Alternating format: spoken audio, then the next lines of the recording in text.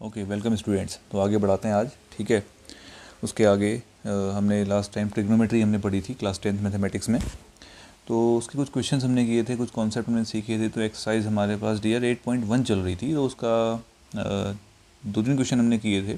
कुछ क्वेश्चन और करते हैं और उसके बाद जाके आपको आइडिया अच्छे से आ जाएगा, ठीक है। तो शुरुआत करते हैं डियर। क्वेश्चन नंबर है आपका, if 3 cot A equal to 4।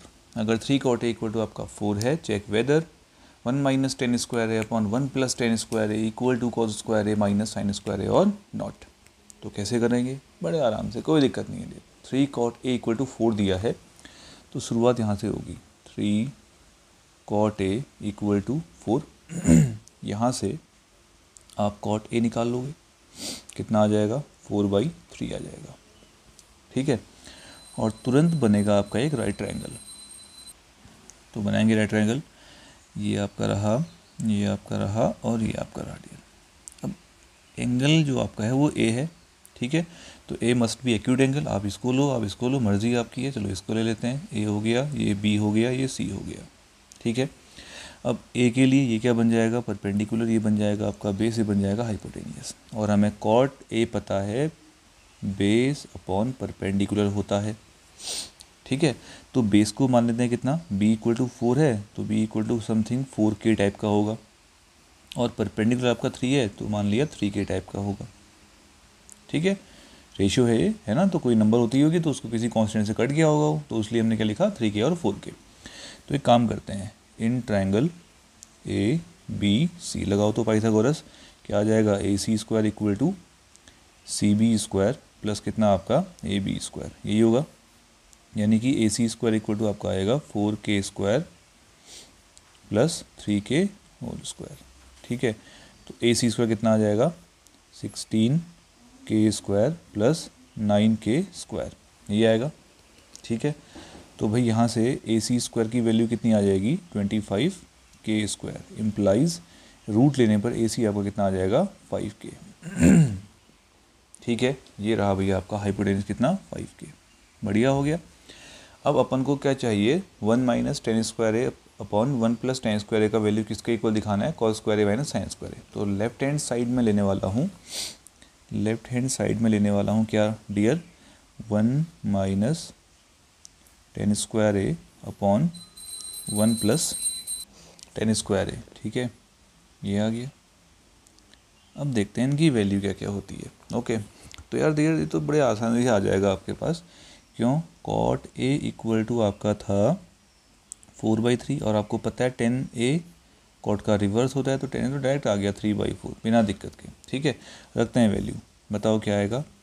1 minus 3/4 का स्क्वायर अपॉन 1 प्लस 3/4 का स्क्वायर, ये होगा। सॉल्व करते हैं इसको, कितना मिलेगा बताएं? तो ये आएगा 1 माइनस 9/16 अपॉन 1 प्लस 9/16, यानी कि कितना मिलेगा आपको? ये मिलेगा भाई साहब 16 माइनस 9, 16 माइनस 9 अपॉन 16, LCM लिया, अपॉन यहाँ कितना मिल जाएगा आपके पास? 16 प्लस 9 अपॉन 16, लो भी कैंसिल हो गया। तो 16 माइनस 9 7 और 16 प्लस 9 कितना आपका? 25, 7/25 आपके पास ये वाली वैल्यू आई, ठीक है। अब आते हैं अपने राइट हैंड साइड पे। राइट हैंड साइड पे क्या है तुम्हारे पास भाई? राइट हैंड साइड तुम्हारा है वो कुछ इस तरह का है, cos square A minus sine square ए, ठीक है। ट्रायंगल मेरे पास ये था, मैं दोबारा बना देता हूँ, ठीक है। ये A था, ये B था, ये C था, ठीक। ये तुम्हारे पास था कितना? 3k, ये तुम्हारे पास था 4k और ये आया था 5k। अपने को कॉस स्क्वायर ए चाहिए। कॉस क्या होता है? बेस अपॉन हाइपोटेनियस, ठीक है। ये रहा एंगल ए के लिए क्या बनेगा? Base AB upon AC, AB upon AC का होल स्क्वायर माइनस साइन क्या होता है? परपेंडिकुलर अपॉन हाइपोटेनियस, यानी कितना आएगा? CB अपॉन AC का होल स्क्वायर। बस वो आप याद रखें, P अपॉन H भी आपको याद होते रहेगा, कोई दिक्कत नहीं आएगी। परपेंडिकुलर अपॉन हाइपोटेनियस के आपका साइन थीटा और बेस अपॉन हाइपोटेनियस के आपका कॉस थीटा, वही कर रखा है। तो डियर ये AB अपॉन AC का वैल्यू बोलो। AB आपका 4k, AC आपका 5k, या 4k अपॉन 5k का होल स्क्वायर, ठीक है, minus CB 3k upon 3k upon कितना ए सी आपका है 5k का होल स्क्वायर। तो भाई कितना मिल जाएगा, अब तो बढ़िया हो गया, चल पड़ी तुम्हारी ये 16 अपॉन 25 माइनस 9 अपॉन 25, माइनस कर लेंगे तो कितना मिल जाएगा आपको, ये भी 7 अपॉन 25। देखो LHS और RHS क्या आ गए, सेम आ गए। Therefore left hand side equal to कितना आ गया, राइट हैंड साइड, और आपके पास क्वेश्चन पूरा हो गया। ठीक है, चलो ख़त्म करो इसको, अगले पे आते हैं उसके बाद। अगला क्वेश्चन देखो डियर, अगला तुम्हारे पास आया, if angle A and angle B are acute angles then, साथ में आपको दिया हुआ है cos A equal to cos B, बहुत बढ़िया हो गया dear. Then so that angle A equal to angle B, तुरंत क्या बनाने की हुई, एक ट्राइंगल बनाने की हुई। जे बन गया अपने पास एक ट्राइंगल। अब एंगल ए और एंगल ए की बात इसने जो की है वो कि वो एक्यूट एंगल है, तो ऑब्वियस सी बात है कि ए और बी ये होते होंगे। ठीक है, ये आपका सी होता होगा, या फिर आप ए और बी इनको ले लो, है ना, लेकिन एक्यूट एंगल आपके पास ए और बी दिए हैं। ओके, और साथ में ये दिया हुआ है कि cos A equal to cos B दिया है, बहुत ही आराम से, है ना। अब जब एंगल ए की बात करेंगे तो कॉस ए कितना होगा, बेस ए सी अपॉन हाइपोटेनियस कितना आपका ए बी, बिना दिक्कत के। ठीक है, और जब एंगल बी की बात करेंगे तो बेस कितना होगा, सी बी अपॉन हाइपोटेनियस कितना होगा आपका ए बी, वो तो नहीं बदलने वाला है। ठीक है डियर, बहुत इजी क्वेश्चन है, बहुत इजी। बस केवल हमने क्या लगाया, बेस अपॉन हाइपोटेनियस लगाया। यहाँ पे लिख देते हैं कॉस थीटा जो आपका होता है वो होता है बेस अपॉन हाइपोटेनियस, ये लगाया मैंने, है ना। और थीटा आपको पता ही है कि जिस एंगल से साइड लगी होती है उसको बेस बोलते हैं। तो ये आपका ए के लिए ये बेस हो गया, बी के लिए ये बेस हो गया। ओके, ए बी से ए बी चलते बना, तो आपको क्या दिख गया, ए सी इक्वल टू सी बी दिख गया।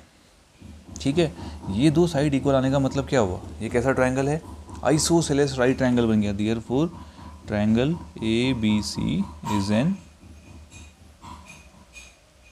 Isosceles right triangle. और आइसोसेलेस राइट ट्राइंगल बन गया मतलब क्या होता है, आइसोसेलेस ट्राइंगल का मतलब ही क्या हुआ, अपोजिट एंगल्स इक्वल होते हैं। ठीक है, इक्वल साइड्स के अपोजिट एंगल इक्वल होते हैं। तो भाई ए सी इक्वल टू सी बी था, तो इसका मतलब क्या आ गया आपका, एंगल ए इक्वल टू क्या आ गया, एंगल बी आ गया। और ये चीज़ क्या होगी तुम्हारे पास, बड़े आराम से प्रूफ हो गई। लो सीधी सा क्वेश्चन हो गया तुम्हारे पास। ठीक है, चलो ख़त्म करो इसको भी, अगले पे आते हैं उसके बाद। ओके, नेक्स्ट क्वेश्चन तुम्हारे पास है भैया, और बढ़िया क्वेश्चन है ना। In triangle A B C right angle at B, अगर ट्राइंगल तुम्हारे पास ए बी सी कोई है, राइट एंगल एट बी है, तो तुरंत क्या करने की हुई, एक राइट ट्राइंगल बनाने की हुई जिसमें एंगल बी को आप क्या मार्क करोगे, राइट एंगल मार्क करोगे, ए बी और ए सी हो गया। ठीक है, अच्छा अब कहता है कि टेन ए आपका 1/√3 दिया है, बहुत ही आराम से। टेन ए कितना दिया हुआ है, 1/√3। और 10 के बारे में क्या पता है, ये होता है perpendicular upon base. Angle A ये रहा, तो इसके लिए क्या होगा, परपेंडिकुलर कितना होगा, P1K, और बेस कितना होगा आपका √3K। तो क्या निकालने की हुई अपने को, हाइपोटेनियस, फिर से ज़रूरत पड़ने वाली, क्योंकि अपने को sign A cos A sign सी की ज़रूरत है ना।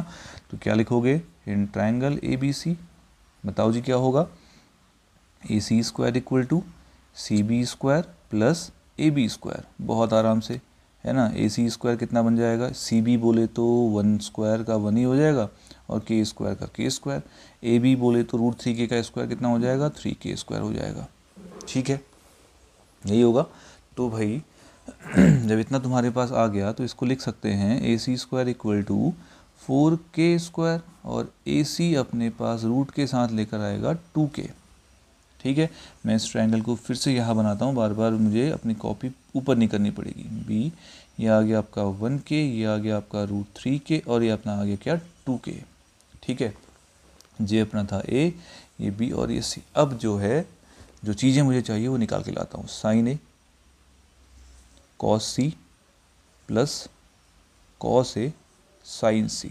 ठीक, चलो जी रखते हैं साइन ए। साइन क्या होता है, परपेंडिकुलर अपॉन हाइपोटेनियस, ये रहा ए के लिए ये क्या बनेगा, perpendicular, C B upon hypotenuse क्या बनेगा आपका, C A into cos C. Cos C आपका होता है बेस अपॉन हाइपोटेनियस, सी के लिए ये क्या बन जाएगा, बेस, बढ़िया हो गया, दोबारा वही आ गया, सी B upon A C plus. ठीक है, बेस अपॉन हाइपोटेनियस। अब आते हैं कॉस ए पर। कॉस ए क्या होता है, cos A base upon hypotenuse, A B upon A C into sine सी।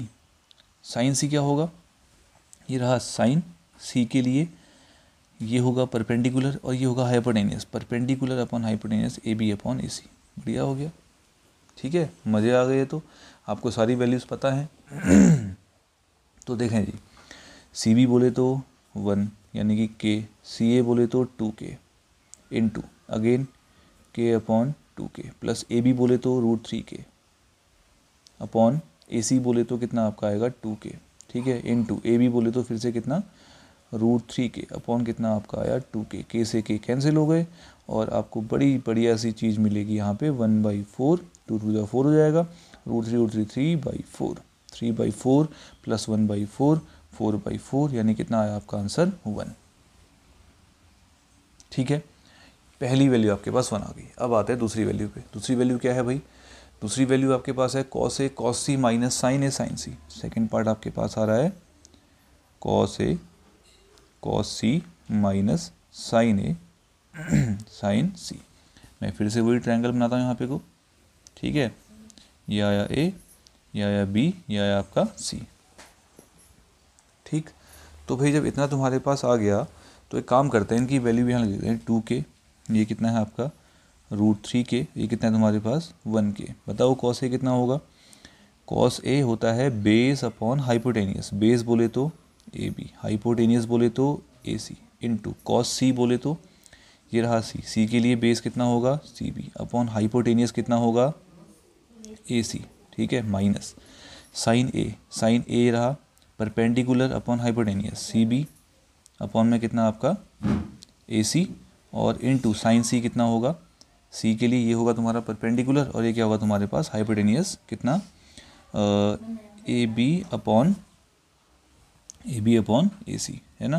देखो A B upon A C B upon A C, A B upon A C B upon A C, बढ़िया हो गया। बिना value रखे आपके पास ये value कितनी आ गई 0 आ गई, बहुत बढ़िया चल पड़ी हमारी।